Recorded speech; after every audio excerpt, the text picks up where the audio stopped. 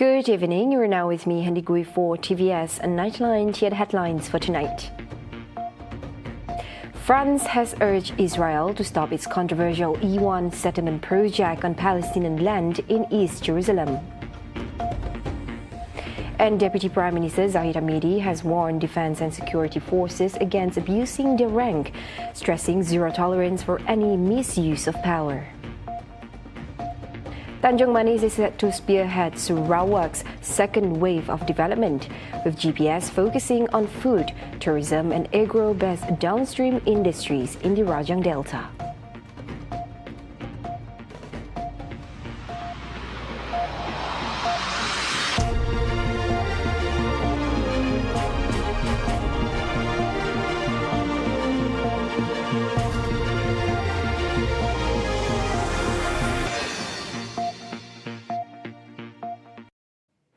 Tanjung Manis is expected to become the key driver of Sarawak's second wave of development under the administration of Gabungan Party Sarawak (GPS). Premier of Sarawak, Datuk Patinggi Tan Sri Rahman Johari Tunopeng said development in the Rajang Delta and Tanjung Manis will focus on food, tourism and agro-based downstream industries. Kali itu saya malah gelombang kedua pembangunannya supaya kawasan Kuala Rajang Tanjung Manis tu seluruh kawasan delta menjadi tumpuan untuk kita membangun pertama sektor pemakanan, dua ialah sektor pelancongan.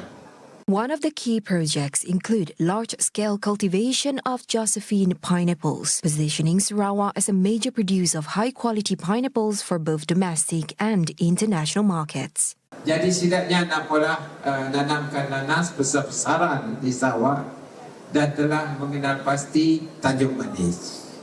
Biarlah yang membuat pelabuhan besar-besar Tanjung Manis, dan nanas tu akan dibuat melalui prosesnya apa disebut sebagai downstream, hiliran nanas. Jadi tuan-tuan tu akan memberikan pendapatan dan juga pekerjaan kepada kita di kampung tu. If all goes to plan, Abang Johari said Tanjung Manis will become a modern industrial hub, complete with a port, airport, tourism facilities and a green economy centre. He further expressed confidence that this second wave of development will boost the regional economy and ensure local communities benefit from its growth. During the same event, the Premier announced the Tanjung Manis fishing safari will become a permanent feature in Sarawak's annual tourism calendar. Fishing is not only a popular recreational activity but also has the potential to draw participants from across Malaysia and abroad, thereby strengthening community-based tourism and boosting the local economy. Len Tuan Haji Janal minta disenaraikan dalam kalender. Kelak saya beri arahan. Jadi arahan dengan Datuk Karim supaya dimasuklah festival itu dalam kalender pelancongan supaya kita dapat mula program. Jadi pemancing luar negara pun nya tahu tuk waktunya nya dapat mula persediaan lah untuk memancing. He added that Tanjung Manis has natural advantages with fish-rich waters and potential for improved accommodation, making it suitable as a world-class recreational fishing destination. Furthermore, he said the event also aligns with the government's aspiration to promote ecotourism and community-based tourism, positioning Tanjung Manis as a unique destination in Sarawak. The Ministry of Tourism, Arts and Culture (MOTAC) is offering special travel packages for Ministry of Health (MOH) nurses serving in Cebu and Bintulu. Its Minister Datuk Sri Tiong King Sing said the package includes return flights from Cebu or Bintulu to Kuala Lumpur starting at just RM138. So the booking period is from the 1st of September until 30th of September 2025. Travel period is 1st of September until 31st of December 2025. Speaking speaking at the 2025 Nurses Appreciation Dinner in Cebu on Saturday, attended by 2,000 healthcare workers from Central Sarawak, including Cebu, Sarikei and Kapit. Tiong highlighted 19 hotels in Peninsular Malaysia and Cebu are also offering up to 15% discounts for nurses booking the package. Moreover, he added that MOTAC is set to hold discussions with the Director General of Health to extend the promotion to doctors and pharmacies in Cebu and Bintulu.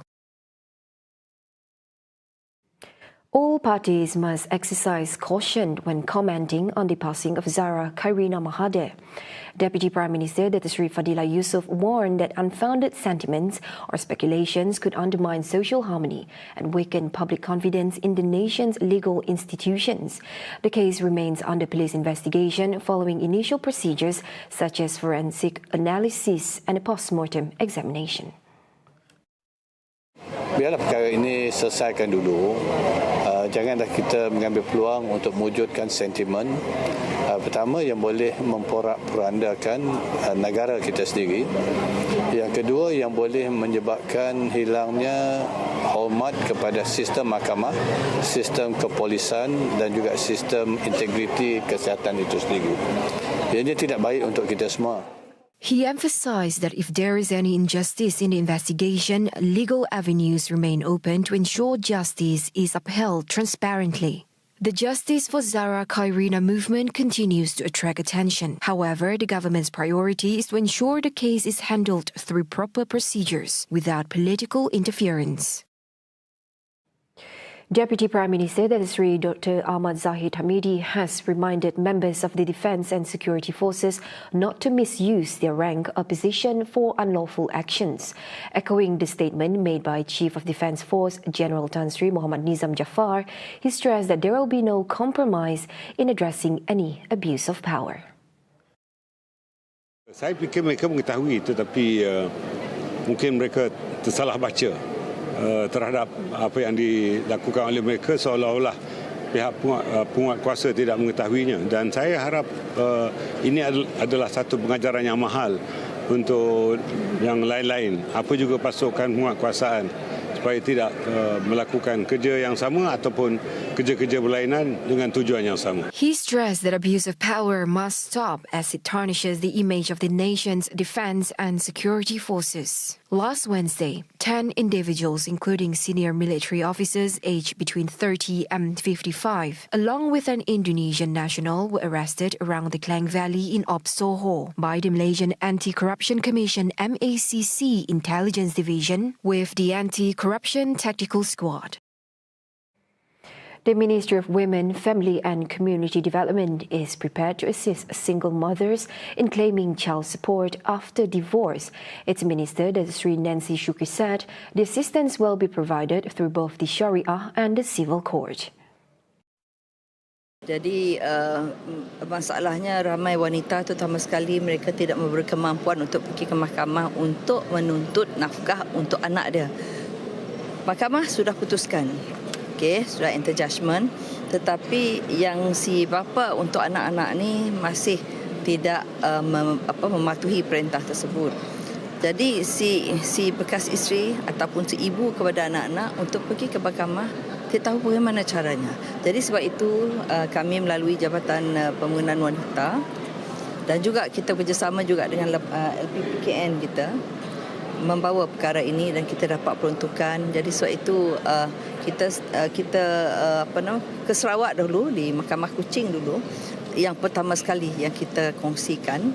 Jadi sebab itu kita nak war-warkan supaya wanita menyedari bahawa mereka tidak keseorangan. No one is left behind. Kita bantu mereka melalui mahkamah syariah dan juga mahkamah sivil yang ada. She added, in Peninsular Malaysia, the process typically begins in the civil court, while in Sarawak it may start in the Sharia court. She emphasized that single mothers must be aware of the support available to them. The installation of barbed wire at the Malaysia-Thailand border must be expedited to address ongoing cross-border crime. Commander of the Southeast Brigade of the General Operations Force, GOF, Dato' Nik Ros Ashand Nik Abdul Hamid said the route in question is located along the 1.8-kilometer stretch from Pos Ibrahim Pension to Mihibah Bridge in Rantau Panjang Pasir Mas. He said the route is frequently used by residents to illegally cross the border and smuggle goods. Previously, barbed wire had been installed at an illegal base near Bukit Lata, which borders the town of Mundok in Thailand. Unfortunately, it was damaged by smugglers. The installation of barbed wire has also been agreed upon by the Kelantan government, and a similar proposal had already been submitted to the Thailand government, in which they have yet to respond. Aside from the barbed wire, closed-circuit television, CCTV cameras and surveillance drones are very much needed at these locations. So far, 2 posts have been fully completed, and Nik Ros Azhan hoped it could be handed over to the GOF as soon as possible. Additionally, the GOF has also applied for the construction of 8 more new control posts, especially in hotspots such as Pulau Tengkorak and Sungai Mentua in Pengkalan Kubor. GOF also proposed to build a post at the illegal site Agil base near Rantau Panjang so that the presence of personnel on duty there can deter crime.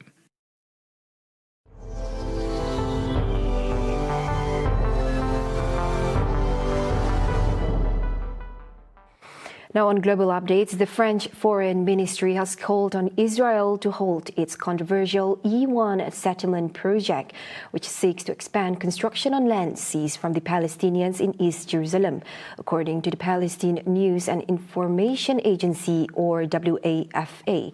In a statement, the ministry condemned the plan, warning that it could isolate Jerusalem from the West Bank. It urged Israel to abandon the project, describing it as a grave violation of international law.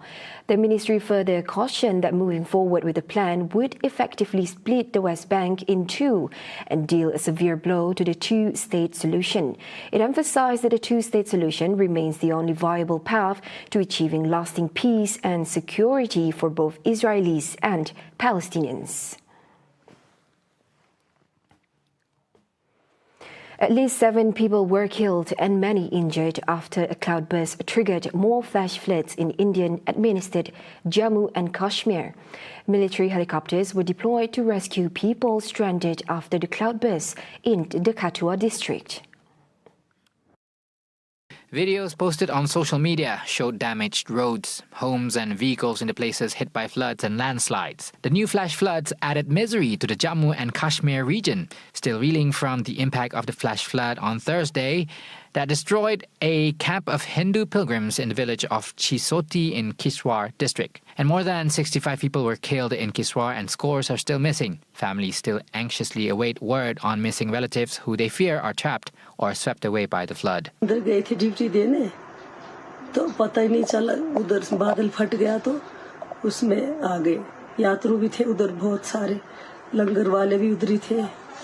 तो आ गया flood उधर से तो वहाँ उसमें बह गए तो जो मकान भी गए 5-6 तो यात्रु भी गए उसमें।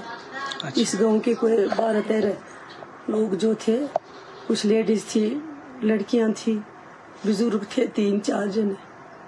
तो अभी 3 लाशें नहीं मिली है। मेरे पापा जी है यहाँ पर। अभी एक मेरी बूजी है, सगी बूजी थी मेरी, उसकी भी डेथ हो गई, उसका भी डेड बॉडी नहीं मिली है। गांव के भी 2-3 बंदे ऐसे जिनकी डेड बॉडी नहीं मिली है, बाकी 9 से 10 बंदे की डेड बॉडी कल हमने संस्कार किया उनका। See the world closer with TVS as we bring you the latest news updates both locally and internationally. For more headlines anytime, anywhere, just head on to our official website at tvsarawak.my or follow us on our social media platforms. Those were the updates on TVS Nightline. I'm Handy Gui. Thank you for watching. Have a good night.